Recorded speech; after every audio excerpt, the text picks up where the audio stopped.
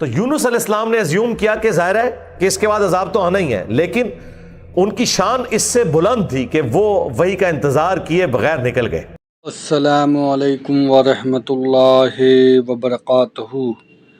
تو اس ویڈیو میں جو ہے اسٹوری آف حضرت یونس علیہ السلام کے بارے میں اور عیسیٰ علیہ السلام کے بارے میں بھی باتیں ہوئی ہیں، اور انہوں نے بتایا ہے کہ عیسیٰ علیہ السلام جب آئیں گے تو یہودی کا جو معاملہ رہے گا وہ ساری چیزیں جو ہیں اس ویڈیو میں جو ہے علی مرزا نے بیان کی ہیں، اور وہ کیا منظر ہوگا اور کیا وقت ہوگا وہ اللہ ہی جانتا ہے، اور اللہ کے علاوہ کوئی نہیں جانتا ہے۔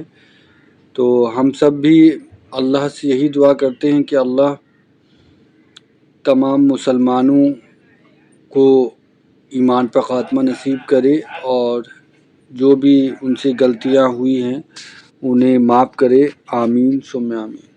فلولا كانت قرية آمنت فنفعها ایمانها، پس کیوں ایسا نہ ہوا کہ کوئی بستی ایمان لائی ہو تو اس کو ایمان لانا نفع دے دیتا، یہ کبھی ہوا ہی نہیں ایسا۔ الا قوم یونس، سوائے قوم یونس کے۔ سلامتی ہے، سلامتی ان آنکھوں پہ جو ہدایت پہ نظریں جمائے بیٹھی ہیں، ان کانوں پہ جو ذکر خیر کے منتظر رہتے ہیں، اور ان قدموں پہ جو ہدایت کی راہ پہ گامزن ہیں۔ السلام علیکم ورحمۃ اللہ وبرکاتہ۔ سیدنا یونس علی نبینا وعلیہ الصلوۃ والسلام کی قوم کا ذکر آ رہا ہے۔ دیکھیں اللہ تعالیٰ کی یہ سنت ہے کہ اللہ تعالیٰ جب بھی کسی قوم میں کسی رسول کو مبعوث کرتا ہے تو وہ وہاں جا کر دھمکی لگاتے ہیں کہ ہم پر ایمان لے آؤ، نہیں تو بڑے دن کا عذاب تمہیں آ پکڑے گا۔ اور وہ بڑا دن ان قوموں کے لیے ایام اللہ بن جاتا ہے، جس طرح کہ حضرت موسیٰ علیہ السلام کے مخالفین کے لیے، فرعونیوں کے لیے بخاری مسلم میں آیا کہ 10 محرم کا دن ایام اللہ بن گیا کہ اس دن فرعونی ڈبو دیے گئے۔ اسی طریقے سے قوم نوح جس دن ڈبوئی گئی وہ ان کے لیے ایام اللہ میں سے ایک یوم تھا، اللہ کے بڑے بڑے فیصلوں کے دنوں میں سے ایک دن۔ تو رسول ہمیشہ یہ دعوت دیتے ہیں کہ ہم پر ایمان لاؤ، اور اگر ایمان نہیں لاؤ گے تو بڑے دن کا عذاب تمہیں آ پکڑے گا، اور الٹیمیٹلی عذاب آتا ہے، اور اللہ تبارک و تعالیٰ اہل ایمان کو انبیاء کے ساتھ بچا لیتا ہے اور مخالفین کو تباہ و برباد کر دیتا ہے، کبھی سمندری طوفان کی شکل میں، کبھی آسمان سے پتھروں کی بارش کی شکل میں، کبھی تیز آندھیوں کے عذاب کی شکل میں، کبھی زمین میں دھسائے جانے کی شکل میں، مختلف شکلوں میں اللہ تعالیٰ کے عذابات آتے ہیں۔ اور یہ رسولوں کے کیس میں ہے، کیونکہ اللہ تعالیٰ نے پیٹ رول رسولوں کے کیس میں بیان کیا ہے، کتب اللہ لأغلبن انا ورسلی، اللہ تعالیٰ نے اپنی ڈیسٹنی میں، تقدیر میں یہ بات لکھ دی ہے کہ بے شک میرے رسول اور میں ہی غالب رہوں گا۔ تو ظاہر ہے کہ رسولوں کا غلبہ اسی صورت میں ہوگا کہ جب رسول دھمکی لگانے کے بعد خود قتل نہ ہو جائیں، بلکہ ان کے مخالفین تباہ ہو جائیں، اور رسولوں کو اور اہل ایمان کو اللہ تعالیٰ بچا لے۔ ایک ایکسیپشنل کیس سیدنا عیسیٰ علیہ السلام کا ہوا ہے کہ اس وقت تو ان کے مخالفین تباہ و برباد نہیں ہوئے، حضرت عیسیٰ علیہ السلام کو اللہ تعالیٰ نے زندہ آسمانوں پہ اٹھا لیا۔ یہ ایک یونیک ایکسیپشنل کیس ہے، لیکن اس کے بعد سے اب تک یہودی اللہ تعالیٰ کے زیر عتاب ہیں اس حوالے سے کہ انہوں نے اپنی روش درست نہیں کی، اور پھر آخری عذاب کا کوڑا حضرت عیسیٰ علیہ السلام کے ذریعے ہی پڑے گا ان یہودیوں پر، اور وہ جب دنیا میں آئیں گے تو پھر یہودیوں کے خلاف قتال کریں گے۔ دنیا میں ان کا دوبارہ آنے کا مقصد ایک اعتبار سے اس حساب سے بھی بن جاتا ہے کہ انہوں نے اپنی مبارک زندگی میں اپنے مخالفین کے اوپر عذاب نہیں دیکھا تھا، وہ اب جب دوبارہ دنیا میں آئیں گے نا تو وہ عذاب اللہ تعالیٰ ان کے ذریعے ان کے مخالفین پر نازل فرمائے گا۔ یہ بھی ایک حکمت ہے حضرت عیسیٰ علیہ السلام کی دوبارہ دنیا میں آنے کی، اگرچہ یہ ان کی اولادیں ہیں لیکن روش تو انہوں نے نہیں چھوڑی۔ ایک اور ایکسیپشن ہے وہ یونس علیہ السلام کی ہے۔ ان کے کیس میں تو اللہ تعالیٰ نے بالکل ڈیفرنٹ ایک فیصلہ فرمایا کہ یونس علیہ السلام کی قوم نے جب عذاب کے آثار دیکھے تو انہوں نے توبہ کی، اور اللہ تعالیٰ نے ان سب کا ایمان قبول کر لیا، اور وہ قرآن میں آتا ہے کہ 1,00,000 سے بھی زیادہ لوگ تھے جو سارے کے سارے ایک دن میں مسلمان ہو گئے. یعنی یونس علیہ السلام کی سال ہر سال کی تبلیغ نے کوئی اثر نہیں دکھایا. جب عذاب کے آثار نظر آئے تو انہوں نے ایمان قبول کر لیا.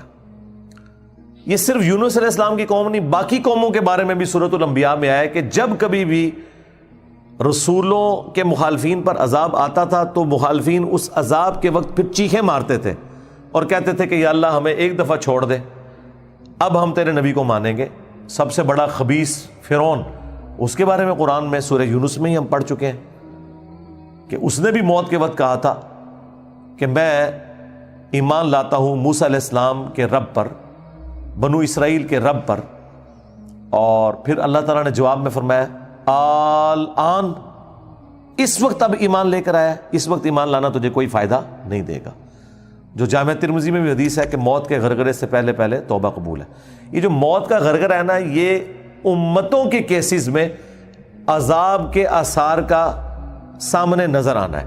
وہ پوری قوم کے لیے موت کے غرغرے کا وقت ہے، اگرچہ وہ ان پہ نظر نہیں آئی ہے، لیکن وہ اللہ کا فیصلہ ہو چکا ہے. وہ اب انہوں نے کنفرم مرنا ہی مرنا ہے.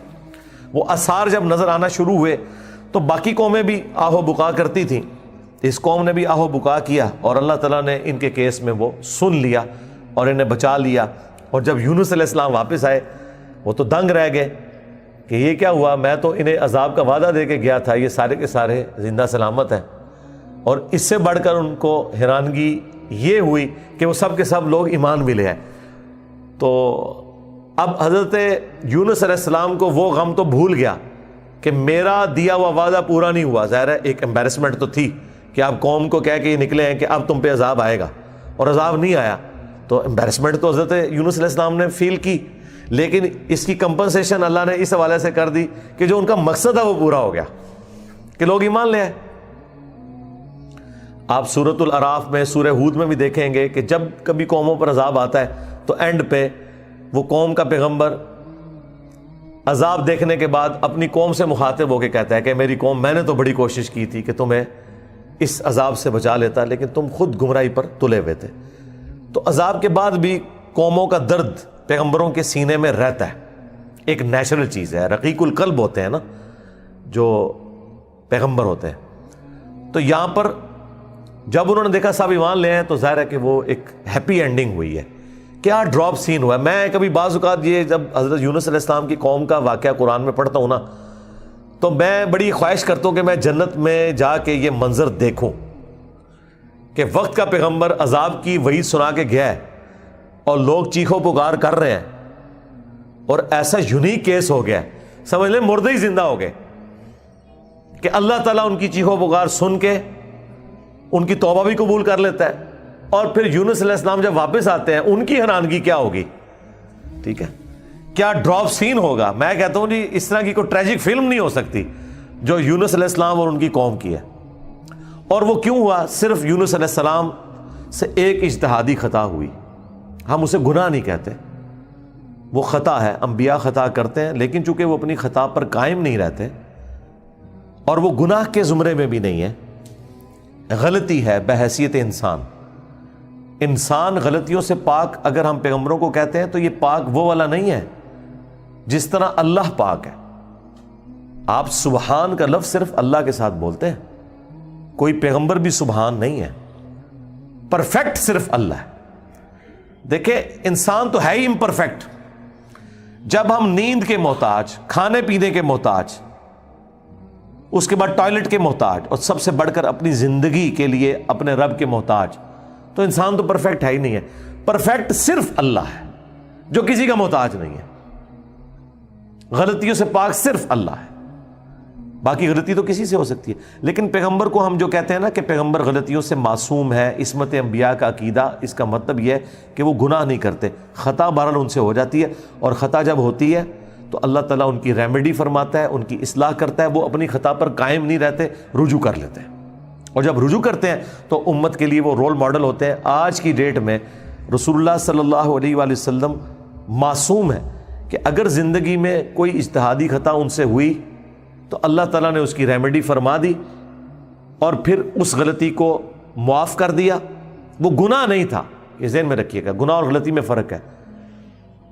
گناہ وہ ہوتا ہے کہ جو پوری وعید معلوم ہونے کے باوجود انسان وہ ایکٹیویٹی پرفارم کر لے. اجتہادی خطا یہ ہوتی ہے کہ وہ ایک ایسی صورتحال اس کے سامنے آئے جس میں اس کے سامنے دو آپشن موجود ہوں اور اس میں سے وہ ایک ایسا آپشن اڈاپٹ کر لے جو اللہ کی مرضی نہ ہو, اور جو اللہ کی مرضی والا آپشن ہے اسے وہ ترک کر دے. اور یہ وہ بدنیتی پہ نہیں کر رہا, اس کی سمجھ میں ہے ہی یہ اس کا آپشن, وہ نافرمانی سمجھ کے نہیں کر رہا. جس طرح نبی علیہ السلام نے کیا, غزوہ بدر کے قیدیوں کو چھوڑ دیا. سورہ محمد میں یہ آیت نازل ہو چکی بھی تھی کہ جب تک فتنہ مکمل طور پر ختم نہیں ہو جاتا آپ نے ان کو قتل کرنا ہے, اپنے مخالفین کو. قتال کی آپ کو اجازت دی گئی, سورہ محمد کا نام ہی سورہ قتال ہے. ہاں, جب فتنہ ختم ہو جائے اس کے بعد جو جنگیں ہوں گی نا, اس کے بعد آپ کی مرضی ہے, چاہے تو فدیہ لے کے کافر قیدیوں کو چھوڑ دیں اور چاہے آپ انہیں قتل کریں. اب بدر کے بعد فتنہ تو ختم نہیں ہوا تھا, لیکن نبی علیہ السلام نے یہ ایزیوم کیا کہ 70 سردار ان کے مر گئے, ان کی کمر ٹوٹ گئی, وہ جو 70 ہم نے قیدی کیے ہوئے, چلو ہم انہیں فدیہ لے کے چھوڑ دیتے ہیں, شاید یہ لوگ اسلام قبول کر لیں. اپنی شرافت کی وجہ سے نبی علیہ السلام نے ایسا کیا. تو اس پہ پھر اللہ تعالیٰ نے سورۃ الانفال میں آیت نمبر 67 68 میں فرمایا کہ اگر وہ پہلے آیت نازل نہ ہوئی ہوتی نا سورہ محمد کی, تو ہم تمہیں عذاب دیتے اس عمل کے اوپر جو تم نے غزوہ بدر کے قیدیوں کو چھوڑ دیا, کیونکہ فتنہ تو ابھی ختم نہیں ہوا, تمہارا کام تھا قتل کرتے. اور حضرت عمر کا مشورہ بھی یہی تھا, بخاری مسلم میں. لیکن نبی علیہ السلام اور حضرت ابو بکر اپنی شفقت کی وجہ سے انہوں نے یہ پلی لی کہ وہ آیت میں آیا نا کہ فتنہ جب ختم ہو جائے تو پھر تمہاری مرضی ہے, تو ہم یہ ایزیوم کرتے ہیں کہ فتنہ ختم ہو گیا. یہ بدنیتی کی وجہ سے نہیں تھا, واقعی انہوں نے یہ ایزیوم کیا تھا, لیکن وہ کس قسم کے ناہنجار لوگ تھے. حضرت عمر رضی اللہ تعالیٰ عنہ نے یہ کنکلوڈ کیا کہ نہیں, یہ اس قابل ہیں, یہ قتل ہونے چاہیے. بہرحال وہ اجتہادی خطا اللہ تعالیٰ نے معاف کی. اس طرح باقی انبیاء اکرام کے بارے میں حضرت آدم علیہ السلام کی غلطی کا ذکر ہے, موسیٰ علیہ السلام سے بندہ مر گیا تھا, نوح علیہ السلام نے اپنے کافر بیٹے کے لیے دعا کر دی تھی. حالانکہ آج ایک مسلمان, عام مسلمان کو بھی پتہ ہے کہ کافر کی مغفرت نہیں ہو سکتی, تو نوح علیہ السلام کو کیا نہیں پتہ تھا؟ بس وہ وقتی طور پر ایک سمجھ لیں ایک باپ کی حیثیت سے ان کا دل پسیج گیا. انہوں نے کہا یا اللہ تو نے وعدہ کیا تھا مجھ سے کہ تو مجھے اور میرے گھر والوں کو بچائے گا, تو میرا بیٹا بھی تو میرے گھر والا تھا. تو اللہ تعالیٰ نے فرمایا کہ اس چیز کا سوال نہ کر جس کے بارے میں تجھے علم نہیں ہے. بڑا کریٹیکل جملہ تھا, اس میں مسئلہ تقدیر بھی چھپا ہوا ہے. ایک تو سمپل معنی ہے کہ اس بارے میں مجھ سے سوال کیوں کر رہا ہے, تم نے کب یہ ایزیوم کر لیا کہ تمہارے گھر والے اگر کفر کریں گے تو میں انہیں چھوڑ دوں گا؟ گھر والوں سے مراد وہ گھر والے تھے جو ایمان لے کر آئیں گے. آپ کی بیوی نہیں لائی, ایک بیٹا نہیں لایا, باقی گھر والے لے آئے ایمان, تو بچ گئے. اور دوسرا یہ جو جملہ تھا نا کہ اس چیز کا سوال نہ کر جس کے بارے میں تجھے علم نہیں, سورہ ہود میں آیت نمبر 46 میں, اور اے نوح جاہلوں میں شمار نہ ہو. یہ بڑا سخت جملہ ہے, یہ مسئلہ تقدیر کی طرف اشارہ ہے کہ تجھے نہیں پتا کہ میری تقدیر میں لکھا ہے کہ یہ نبی کا بیٹا ہونے کے باوجود بھی اللہ کے علم میں یہ جہنمی ہے. وہ اللہ تعالیٰ نے اسے جہنمی نہیں بنایا بلکہ اپنے کرتوتوں کی وجہ سے.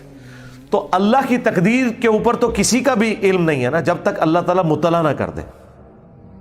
یہ بہت کریٹیکل ایشو ہے, اس لیے میں نے الگ سے ایک ویڈیو اس پہ ریکارڈ کروائی ہے. عصمت انبیاء کا عقیدہ, اس کا ٹائٹل ہے انبیاء گناہ نہیں کرتے.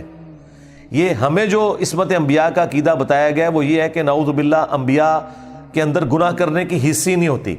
یعنی انبیاء کرام جو ہیں ان کے ساتھ وہ کمزوریاں بشری اٹیچ نہیں ہیں جو باقی انسانوں کے ساتھ اٹیچ ہیں. اگر یہ بات ہوتی تو انبیاء کی فضیلت ہی نہ ہوتی. انبیاء کی فضیلت ہے ہی اس وجہ سے کہ وہ بشری کمزوریوں پر اوور کم کرتے ہوئے اللہ کے خوف کی وجہ سے گناہوں سے بچ جاتے ہیں. ادروائز پھر فرشتوں میں اور انسانوں میں کوئی فرق ہی نہ رہ جائے. تو یہ ہے اصل چیز جو انہیں فضیلت میں لے جاتی ہے عام انسانوں کی نسبت, کہ وہ اللہ کا اتنا خوف رکھتے ہیں کہ وہ گناہوں سے بچتے ہیں. رہی لغزش اجتہادی خطا وہ ہو سکتی ہے. تو میں نے وہ انبیاء گناہ نہیں کرتے اس میں تفصیل کے ساتھ واقعات مختلف قرآن سے بیان کیے ہیں. سورہ یوسف میں ہے کہ اس عورت نے یوسف کا قصد کیا, یوسف بھی عورت کا قصد کر لیتا اگر اپنے رب کی برہان نہ دیکھتا. اب اندازہ کریں, اللہ تعالیٰ فرما رہا ہے کہ یوسف علیہ السلام بھی اس برائی میں پڑ جاتے اگر اللہ تعالیٰ انہیں ایک خاص نشانی نہ دکھاتا. وہ قرآن میں تو رپورٹ نہیں ہوئی, اسرائیلی روایتوں میں آتا ہے کہ اللہ تعالیٰ نے اس وقت حضرت یوسف علیہ السلام کو اپنے والد کی شبیہ دکھا دی تھی حضرت یعقوب علیہ السلام کی، اور وہ انگلی سے یوں اشارہ کر رہے تھے کہ یہ کام نہیں کرنا تم نے. یا اس وقت شیطان بھیانک شکل میں انہیں نظر آ گیا کہ یہ شیطان مجھ سے برائی کا کام کروانے لگا ہے. بہرحال کوئی نشانی اللہ نے دکھائی ہے، قرآن میں ہے، اور اس کی وجہ سے وہ برائی سے بچے ہیں. اس کا مطلب ہے کہ ان میں مادہ موجود تھا لیکن اللہ نے انہیں بچایا ایک نشانی کے ذریعے. تو انبیاء کی اللہ تعالیٰ حفاظت کر لیتا ہے. یونس علیہ السلام سے جو آپ سمجھ لیں اجتہادی خطا، جسے ہم گناہ نہیں کہتے، وہ یہ ہوئی کہ جب مقررہ وقت کے اوپر قوم یونس ایمان نہیں لے کر آئی تو یونس علیہ السلام نے انہیں کہا کہ اب 3 دن بعد عذاب آ جائے گا. جو اللہ نے وعدہ کیا تھا کہ یہ ان کا سمجھ لیں ٹائم اینڈ ہو رہا ہے، اس ٹائم لائن کے بعد عذاب آنا ہے. لیکن ساتھ یہ ضروری تھا کہ اللہ تعالیٰ کی وحی کا انتظار کرنا ہے اس علاقے کو چھوڑنے سے پہلے. تمام انبیاء جب قوموں کو وحی سناتے ہیں نا تو پھر اللہ تعالیٰ کی وحی کی اجازت کے بعد اس علاقے کو چھوڑتے ہیں. نبی اسلام نے بھی ہجرت دیکھیں اینڈ پہ کی ہے، ایویں نہیں، مطلب آپ خود سے نہیں نکلے، اللہ تعالیٰ کی وحی کے ذریعے نکلے. قرآن میں سورۃ الانفال میں آیا تھا کہ یہ جب کافر کہتے تھے نا کہ ہم پر عذاب کیوں نہیں نازل ہوتا، ہم نبی کا انکار کر رہے ہیں، تو اللہ تعالیٰ نے فرمایا کہ جب تک اے نبی تم ان میں موجود ہو ہم ان کو عذاب نہیں دیں گے. اللہ کی سنت ہے کہ جب کبھی کسی قوم کو عذاب دینا ہوتا ہے نا تو اس قوم میں سے انبیاء اور اہل ایمان کو الگ کرتا ہے، پھر باقی کی قوم پر عذاب آتا ہے. اور وہ اللہ تعالیٰ نے نکالا اور غزوہ بدر میں لا کے ڈبویا ان کو، جس طرح فرعونیوں کو اپنے محلات سے نکال کے سمندر میں غرق کیا تھا، مشرکین عرب کو اپنے گھروں سے نکال کر بدر میں ڈبویا صحابہ کرام کی تلواروں کے ذریعے. یہ عذاب استیصال کی ایک قسط ان پر آئی تھی. تو یونس علیہ السلام نے ازیوم کیا کہ ظاہر ہے کہ اس کے بعد عذاب تو آنا ہی ہے، لیکن ان کی شان اس سے بلند تھی کہ وہ وحی کا انتظار کیے بغیر نکل گئے.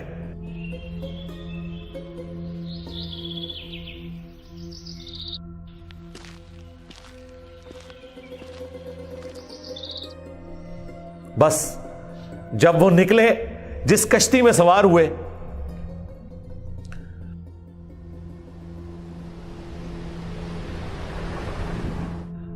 وہ کشتی جو ہے وہ بھنور میں پھنس گئی.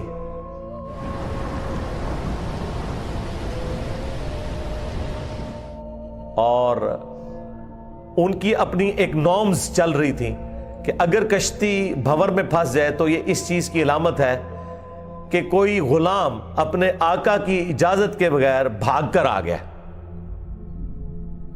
پھر وہ قرعہ اندازی کرتے تھے اور جس کے نام قرعہ نکلتا تھا اس کو فدیے کے طور پر وہ سمندر میں ڈال دیتے تھے. پہلی دفعہ قرعہ اندازی کی گئی، بیلٹنگ، تو حضرت یونس علیہ السلام کا نام نکلا. ان کا نہیں یونس علیہ السلام تو اس طرح ہو ہی نہیں سکتا. دوسری بار، تیسری بار، 3 بار یونس علیہ السلام کا نام نکلا قرآن اندازی میں.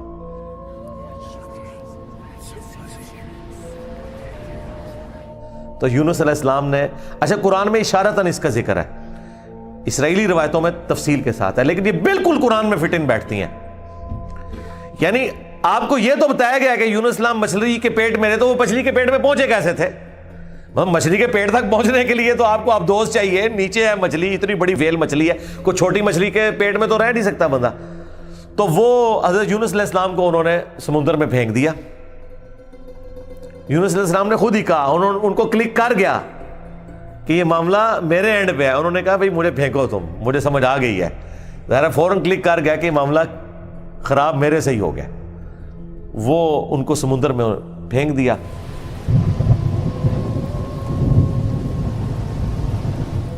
تو اللہ کے حکم سے ایک مچھلی نے انہیں نگل لیا. یہ قرآن میں ہے.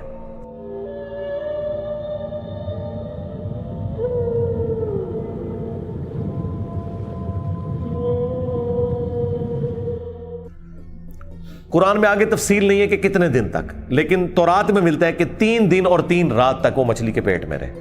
یہ ویسے پبلک مشہور ہے 40 دن، نہیں 3 دن ہے. بس وہی 3 دن، وہ جو 3 دن عذاب آنے تھے نا، وہ 3 دن انہوں نے مچھلی کے پیٹ میں گزارے. اور وہ 3 دن ان کی قوم نے زندگی موت کی کشمکش میں گزارے ہیں کہ ابھی عذاب آیا کہ آیا. ٹھیک ہے، توبہ ہے نہیں ہوئی کہ آئی ایم سوری تے توبہ قبول ہو گئی ہے، نہ 3 دن انہوں نے پی کٹی ہے بھائی جی.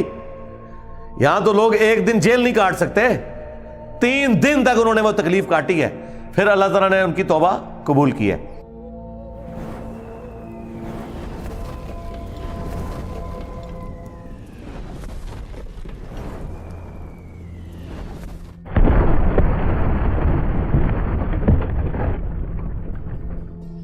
اور یہاں پہ حضرت یونس علیہ السلام 3 دن تک مچھلی کے پیٹ میں اندھیرے میں،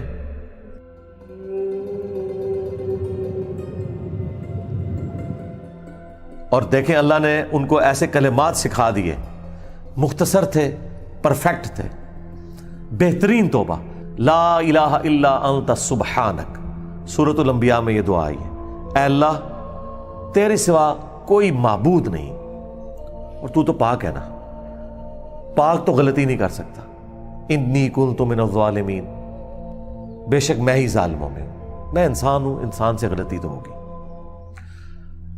تو یہ دعا اتنی اللہ کو پسند آئی کہ سورہ الصافات میں ہے کہ یونس اگر مچھلی کے پیٹ میں ہمیں ان الفاظ کے ساتھ یاد نہ کرتے تو پھر مچھلی کے پیٹ سے اسی دن نکالے جاتے جس دن مردے اپنی قبروں سے نکالے جائیں گے، قیامت کے دن تک مچھلی کے پیٹ میں رہتے، یعنی مچھلی کا پیٹ ان کی قبر بن جاتی۔ اتنا غصہ ایک جملے نے ٹھنڈا کر دیا، اور ساتھ اللہ نے فرمایا کذالک ننجی المؤمنین، ہم اہل ایمان کو اسی طریقے سے نجات دیں گے، یعنی جو بھی یونس والے طریقے سے ہماری طرف متوجہ ہوا اسے بھی ہم نجات دیں گے۔ یہ دعا ہمیں اتنی پسند ہے کہ جو ان الفاظ کے ساتھ ہم سے معافی مانگے گا ہم اسے بھی نجات دیں گے۔ جامعہ ترمذی میں حدیث ہے، جو یونس علیہ السلام کی دعا کے ذریعے اللہ کی طرف متوجہ ہوا اللہ تعالیٰ کبھی اسے محروم نہیں لوٹائے گا۔ لا الہ الا انت سبحانک انی کنت من الظالمین، اور جمع کے صیغے سے پڑھیں گے تو لا الہ الا انت سبحانک انا کننا من الظالمین، وہاں تھا انی کنت من الظالمین، یہ ہے انا کننا من الظالمین۔ دونوں طریقے سے آپ دعا مانگ سکتے ہیں، بہترین دعا ہے یہ، اسم اعظم ہے دعاؤں کی قبولیت کے لیے۔ قرآن میں بھی آیا کذالک ننجی المؤمنین، اور جامعہ ترمذی میں بھی آیا کہ جو اس دعا کے ذریعے اللہ کی طرف متوجہ ہوگا اللہ تعالیٰ اسے محروم نہیں لوٹائے گا۔ لہذا جو جامعہ ترمذی میں حدیث ہے نا کہ اللہ کی حمد اور دروشی پڑھ کے دعا کرو تو قبول ہوتی ہے، تو وہ اللہ کی حمد میں نا آپ اس کو شامل کریں، لا الہ الا انت سبحانک انی کنت من الظالمین۔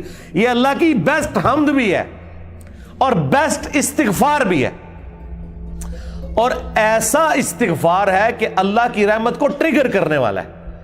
دیکھیں آپ نے اللہ تعالیٰ کی کس چیز کو ہائی لائٹ کی ہے کہ یا اللہ تو پاک ہے، تو غلطی کر نہیں سکتا، اس کی عظمت مان لی، اور پھر ساتھ ہی کہا کہ مجھے تو نے بنایا ہی ایسا ہے کہ میں غلطی کروں گا، تو دیکھ میں کمزور ہوں، میں مان رہا ہوں میں غلطی کروں گا، تو کر بیٹھا ہوں تو معاف کر دینا۔ اس سے بیسٹ انداز نہیں ہو سکتا اپنی غلطیوں پر معافی مانگنے کا۔ تو یہ حرز جام بنائیں، لا الہ الا انت سبحانک انی کنت من الظالمین۔ یقین کریں یہ دعا آپ کے سامنے یونس علیہ السلام ہو، مچھلی کا پیٹ، گپ اندھیرا، 3 دن 3 رات، دنیا میں کوئی آ کے آپ کو ریسکیو نہیں کر سکتا، اور موت سامنے نظر آ رہی ہے۔ حضرت یونس علیہ السلام اسی طریقے سے بچے ہیں جیسے مردہ کو زندہ ہو جائے، اور یہاں لوگ کہتے ہیں بڑا گرم ذکر ہے جی، خوشبو لا کے کرنا چاہیے اور صاف ستھری جگہ۔ بھائی جس نے یہ کیا تھا اس سے زیادہ تعفن والی جگہ کوئی نہیں تھی، مچھلی کا پیٹ۔ یہ تو چلتے پھرتے، نہ اس کے لیے وضو ہونا شرط ہے، نہ اس کے لیے غسل ہونا شرط ہے، اس کے لیے صرف ایک نیک نیتی کے ساتھ اللہ کی طرف متوجہ ہونا شرط ہے کہ آپ مان لیں کہ آپ کمزور ہیں، طاقتور وہ ہے، آپ غلطی کریں گے وہ غلطی نہیں کرتا، آپ معافی مانگیں گے وہ معافی دینے والا ہے۔ اللہ بھی التواب ہے اور بندے بھی توبہ کرنے والے ہیں۔ اللہ کی توبہ یہ ہے کہ جب آپ اللہ کی طرف رجوع کرتے ہیں، توبہ کا مطلب ہوتا ہے رجوع لانا، تو اللہ آپ کی طرف رجوع لے آتا ہے۔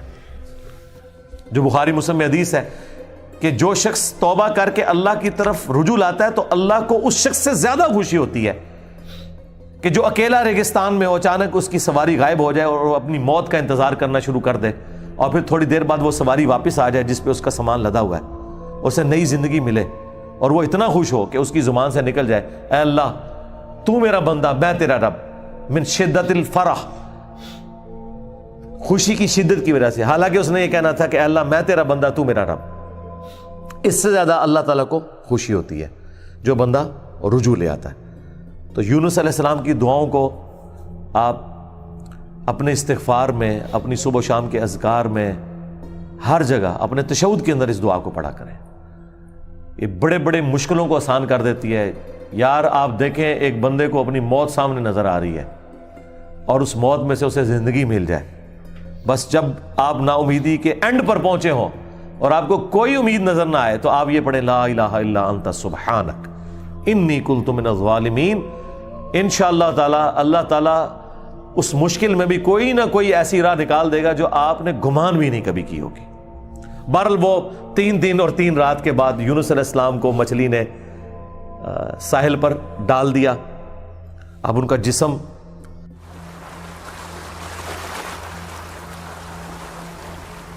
کافی ڈیمیج ہو چکا ہوا تھا۔ قرآن میں آیا کہ ان کے لیے اللہ تعالیٰ نے کدو کی بیل اگا دی۔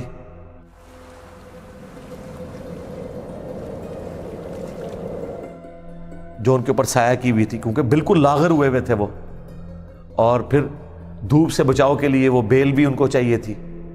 پھر سسٹین ہوئے، جب واپس اپنی قوم میں آئے تو دیکھا کہ جناب سارے رفع دین نمازاں پڑھ رہے ہیں۔ انہوں نے کہا پوری زندگی بخاری مسلم دی حدیثاں دکھائیاں، انہیں رفع دین نہیں شروع کیتا، اچانک کیا ہو گیا ہے؟ یعنی وہ سارے کے سارے ایمان لے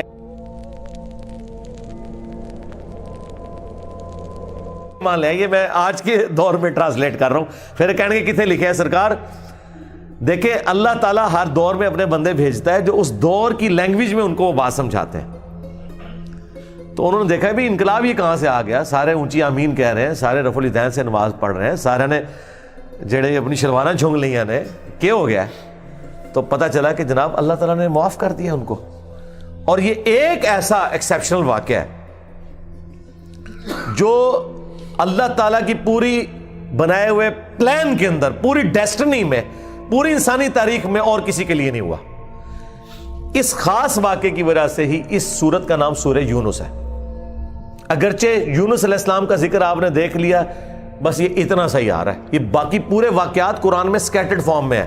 سورہ ہود سے میں نے بیان کیا، سورۃ الاعراف، باقی صورتوں سے جوڑ کے آپ کو ایک جگہ پوری پکچر بتائی ہے۔ حالانکہ عام بندے سے پوچھے نا کہ سورہ یونس میں کیا ہوگا تو وہ یہ بتائیں گے آپ کو کہ سورہ یونس میں یہ لکھا ہوا ہوگا کہ حضرت یونس علیہ السلام کتنے خوبصورت تھے، ان کی زلفوں کا رنگ کیا تھا، ان کے ماں باپ کہاں رہتے تھے، وہ کہاں پیدا ہوئے، کہاں فوت ہوئے۔ عام آدمی تو یہ سمجھ رہا ہوگا، حالانکہ سورہ یونس کا جو مرکزی ٹاپک ہے نا وہ توحید ہے، ٹوٹل توحید۔ اور اس میں حضرت یونس علیہ السلام بھی فٹ ان بیٹھ رہے ہیں۔ کیوں؟ توحید کا مطلب یہ ہے کہ ہوگا وہ جو اللہ چاہے گا، اور اللہ چاہے تو اپنا بنایا ہوا قانون بھی توڑ سکتا ہے۔ اللہ اپنے قانون کا بھی کوئی پابند نہیں ہے، لیکن یہ دنیا کے اعتبار سے، آخرت کے لیے نہیں۔ آخرت کے لیے اللہ نے قرآن میں یہ بتایا کہ میں اپنے وعدے کے خلاف نہیں چلوں گا۔ آخرت اللہ کا قانون نہیں ہے، وعدہ ہے، اور اگر اللہ وعدہ توڑتا ہے نا تو وہ اللہ نہیں رہتا، کیونکہ جو وعدہ پورا نہ کرے وہ جھوٹا ہوتا ہے، اور جھوٹ اللہ کی طرف منسوب نہیں۔ لیکن دنیا میں اللہ تعالیٰ اپنے بنائے ہوئے قوانین توڑ دیتا ہے، وہ اللہ کے کوئی وعدے نہیں ہے۔ اللہ کا قانون ہے کہ آگ جلائے گی، ابراہیم کو نہیں جلایا، تو اللہ تعالیٰ کو اس سے کوئی فرق نہیں پڑتا، یہ اللہ کا کوئی وعدہ نہیں تھا۔ چھری کاٹتی ہے، اسماعیل علیہ السلام کو نہیں کاٹا، یہ اللہ کا قانون ٹوٹا۔ سمندر میں انسان غرق ہو جاتا ہے، موسیٰ علیہ السلام کے لیے راستہ بن گیا، یہ اللہ کا قانون ٹوٹا معجزے کے طور پر۔ آخرت میں کوئی قانون نہیں ٹوٹے گا۔ جو مواہد دنیا سے گیا، اللہ کا تابع فرمان، پیغمبروں کا مطیع، پھر اس پہ تقدیر غالب نہیں آئے گی کہ نہیں جی اے تیری میں ایک گل سنبھال کے رکھی ہے لہذا تو زیرو نال ملٹیپلائی ہو گیا، نہیں، وہاں بھائی نیکیاں تولی جائیں گی۔ چاہے گناہوں کے پلڑے میں بڑے سے بڑا گناہ بھی آ گیا شرک کے سوا، اور نیکیاں بھاری ہو گئی، تو اللہ تعالیٰ کسی کو یہ کہے گا کہ بھی نہیں کہ بالکل تو تے زیرو زیرو ہی بچے ہیں، نہیں، بس یہ میرا وعدہ ہے کہ میں بچا لوں گا۔ بلکہ اللہ کی تو رحمت اس سے بھی زیادہ ہے، وہ تو اپنے پیغمبر کی شفاعت سے جن کے نیکیوں کے پلڑے ہلکے بھی ہو جائیں گے ان کی بھی کمپنسیشن فرما دے گا، اگر وہ شرک نہ کرتے ہوئے، انشاءاللہ تعالی۔ ہمیں تو اللہ تعالیٰ بغیر حساب و کتاب کی جنت میں داخلہ عطا فرمائے، آمین۔ مع النبیین والصدیقین والشہداء والصالحین، آمین۔ بہرحال یونس علیہ السلام جب واپس آئے، انہوں نے یہ ساری بہاریں دیکھی، تو ظاہر ہے کہ خوشی خوشی انہوں نے اس کو ایکسیپٹ کیا اور اللہ تعالیٰ نے پھر اس کو قیامت تک کے لیے قرآن میں نقل کر دیا۔ اب یہ وہ الفاظ، اب یہ پورے واقعات آپ کے سامنے ہو تو اب آپ اس کا ٹیسٹ فیل کریں۔ اعوذ باللہ من الشیطان الرجیم، بسم اللہ الرحمن الرحیم۔ فلولا كانت قرية آمنت فنفعها ایمانها، پس کیوں ایسا نہ ہوا کہ کوئی بستی ایمان لائی ہو تو اس کو ایمان لانا نفع دے دیتا، یہ کبھی ہوا ہی نہیں ایسا۔ الا قوم یونس، سوائے قوم یونس کے، کہ یونس علیہ السلام کی اجتہادی خطا جو ڈیبٹ تھی وہ کریڈٹ بن گئی ان کے امت کے حق میں، کہ چونکہ ان کے وقت کے پیغمبر نے اللہ کی وحی کے انتظار کے بغیر وہ جگہ چھوڑ دی تھی، اللہ نے اس کا بینیفٹ ان کی قوم کو دے دیا۔ لما آمنوا، جب وہ ایمان لے آئے، کشفنا عنہم عذاب الخزي فی الحیات الدنیا، تو ہم نے دور کر دیا ان سے، کھول دیا دنیا کی زندگی کی رسوائی کا عذاب۔ وَمَتَّعْنَاهُمْ إِلَىٰ حِينٍ، اور ہم نے انہیں دنیا میں لطف اندوز ہونے کے لیے ایک اور مدت فراہم کر دی۔ اللہم احسن عاقبتنا فی الامور کلہا واجرنا من خزی الدنیا وعذاب الآخرہ، آمین۔ تو یہاں پر وہ عذاب ہم نے ان سے دور کر دیا، یعنی وہ عذاب آیا ہوا تھا، اس کے اثار نمایاں تھے، پھر اللہ تعالیٰ نے وہ کھول دیا، وہ جس شکل میں بھی تھا، کوئی بادل آئے ہوئے تھے پھر کھول دیے۔ وَلَوْ شَاءَ رَبُّكَ لَآمَنَ مَنْ فِي الْأَرْضِ كُلُّهُمْ جَمِيعًا، اور اگر تمہارا رب چاہتا تو جتنے لوگ زمین میں آباد ہیں سب کے سب ہی مومن ہو جاتے۔ اس کا کیا مطلب ہے کہ اگر اللہ تعالیٰ زبردستی ہدایت دینا چاہتا، اس کا یہ مطلب نہیں ہے کہ اللہ تعالیٰ یہ چاہتا ہے کہ لوگ جہنم میں جائیں۔ یہ رسول اللہ کو سنگولر کے صیغے سے تسلی دی جا رہی ہے کہ اگر اللہ تعالیٰ نے زبردستی ایمان دینا ہوتا نا تو دے دیتا سب کو، لیکن اللہ تعالیٰ یہ چاہتا ہے کہ لوگ خود سے اپنی چوائس سے مجھے چوز کریں۔ افانت تکرہ الناس حتی یکونوا مؤمنین، تو اے نبی کیا آپ لوگوں کو مجبور کرنا چاہتے ہیں یہاں تک کہ وہ ایمان لے آئیں؟ یعنی آپ نے زبردستی نہیں کرنا۔ حضور ٹینشن ہی بڑی لیتے تھے کہ میں دعوت دے رہا ہوں لوگ قبول نہیں کر رہے، تو حضور کو کہا کہ آپ نے ٹینشن نہیں لینی، جنہوں نے جہنم میں جانا ہے جائیں۔ سورۃ البقرہ میں آیا کہ ہم آپ سے نہیں پوچھیں گے لوگ جہنم میں کیوں پہنچ گئے۔ سورہ طٰہٰ میں آیا کہ ہم نے قرآن اس لیے نازل نہیں کیا کہ آپ مشقت میں پڑ جائیں۔ ما انزلنا علیک القرآن لتشقى الا تذکرۃ لمن یخشی، یہ اس کے لیے ہے جو اللہ کی دھمکی سے ڈر جائے۔ وما کان لنفس ان تؤمن الا باذن اللہ، اور کسی جان کے لیے یہ ممکن ہی نہیں ہے کہ وہ ایمان لے آئے مگر اللہ کے اذن سے۔ مراد یہ کہ صرف کوشش بھی کوئی چیز نہیں ہے، اللہ کی طرف متوجہ بھی ہوں، تقدیر پلس کوشش دونوں مل کے کمپلیشن کی طرف جاتے ہیں۔ ربنا لا تزغ قلوبنا بعد اذ ہدیتنا وہب لنا من لدنک رحمہ انک انت الوہاب، آمین۔ وَيَجْعَلُ الرِّجْسَ عَلَى الَّذِينَ لَا يَعْقِلُونَ، اور اللہ تعالیٰ کی سنت ہے کہ وہ گندگی ڈال دیتا ہے ان لوگوں پر جو بے سمجھ ہیں، یعنی جو اپنی عقل کو استعمال نہیں کرتے ان پر اللہ گندگی ڈال دیتا ہے، انہیں حق بات سجائی نہیں دیتی، اور دوسروں کو اللہ تعالیٰ ان کی کوشش کی سبب ایمان دے دیتا ہے۔ اس کو آپ دنیا میں مثال سے سمجھیں، ایک ہی بارش برستی ہے نا، زرخیز زمین پر برستی ہے تو وہاں سے کھیتی نکلتی ہے، اور گندگی کے ڈھیر پہ جب وہ بارش پڑتی ہے تو بدبو نکلتی ہے۔ اس میں بارش کا قصور نہیں ہے، اس گندگی کے ڈھیر کا۔ ایک شخص نے اپنے آپ کو خود گندگی کا ڈھیر بنا لیا کہ اس نے حق بات قبول نہیں کرنی، تو اس کا اینڈ رزلٹ یہی نکلنا ہے کہ اس سے آپ پورا قرآن گزار دیں، اس سے کوئی فرق نہیں پڑے گا۔